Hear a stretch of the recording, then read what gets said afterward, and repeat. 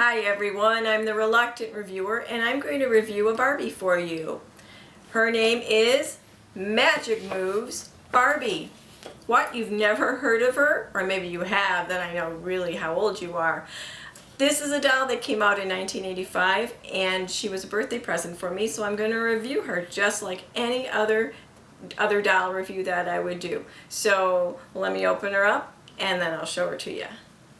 First of all, upon taking her out of her box, I note that there are no annoying little plastic tabs sticking into her head.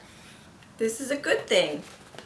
Also, on her waist she just has a wire, which will be easy to come apart. The rest is just tape. So, as easily as it is, there's one little thing holding her cape in, and that's it. And it's not stuck into her head. Alright, let me take her out the rest of the way. Now some of you are probably purists and are wondering why I am doing a terrible thing by taking the doll that was mint in her box out of her box. Well, let's face it, a doll that's mint in a box that has lost its limb because the glue decided to dry out is really not worth all that money that they put a price on. Now this doll, who's been sitting in a box since 1985, unfortunately on this side has a bunch of melted rubber band in her hair. And I'll try to take that out. I'll have to give her a wash. But why leave her in a box, you know? It's kind of sad. So she's out of her box, and what we're going to show you is, this is her beautiful outfit that she wears. It's a nice little evening gown. And it has this beautiful cape that goes with it, which unfortunately got a glue mark on it, but we'll try to see if we can fix that out too. So her main deal is that she can move. And how does she move? You can put her hands down. This doll, her arms are plastic, more plastic than vinyl, but her legs, whoops, her shoe keeps popping off, those little tiny heels. Her legs are still vinyl. Remember when they used to make vinyl dolls? And not all those hollow plastic ones that they do now? So this is the line where she had earrings and she'd have rings and stuff, a lot of bling on her. But she has a little switch in her back, and when we push that switch, we're going to see what happens. Right now she came with her brush, and she has a comb and a regular big size comb, and she has, let me put this together first, I didn't do that. She has a hair dryer that she can hold. All real easy things to hold. They all have a little flick on here that can go on her hand, because you know those are those hands that just held everything. So let's see if she still moves.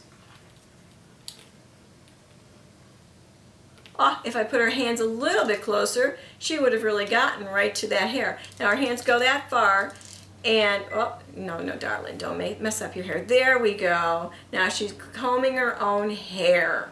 I always thought this doll was adorable, and once you put the hands down, you can flip the switch again, and then she won't keep continuously doing it. Especially with the cape that went over, and I can still hook the hook in the back, and she can put her hands up. And she pushes her hands to her head and pulls her head back gently with the cape on her. No batteries. She does not take batteries. What a wonderful thing not to take batteries. The simplicity of it. I think kids today would still want a doll like this. She doesn't talk, she doesn't take photos, she doesn't flash, she doesn't spin a skirt of lights on her. No, she just puts her arms up and touches her head. I mean, you can move her hands different ways. She can go out, she can be dancing something, she can, let's see what she does, you know. Oh my! Whoa, my arms went a little bit too far, but it's okay. I mean, it's just the simple things. An 80s Barbie that just moves by herself without batteries. It's the simplicity, it's the wonderfulness of it, and it would be even more wonderful if somebody had opened her box up and gave her a little air so that her rubber band might have just dried out instead of melted. So I'm going to go work on her hair, but she's a lovely birthday gift.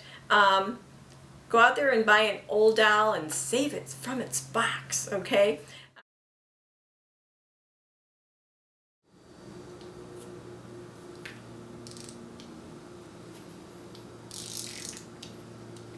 Let's do this way. Oh, we do one up, one down, okay? Now you do up, one down. Only one goes up. Woo! I mean, there's nothing better than just flipping the switch on her. She can do it when she's sitting. And her box is very 80s. It shows her with her cape up, pushing her cape down, with her hair in curls, taking the bottom part of her dress off and just having it be a little, let's do it. Let's take this off. Okay. Her little nightie. That was the wonder of the 80s. Everything was a mix and match. Take off one skirt, find another skirt underneath, and then you were ready for from a day at work to a day out in the evening, out in the town. So it's fun. Just do it. And I'll take pictures of her, especially once I get the rubber band off her. Let's see if we can put her here. Let's see what she does. Okay, let's get you closer so you can touch your hair. And she tilts her head back gently and says, "Oh my, it's stuck."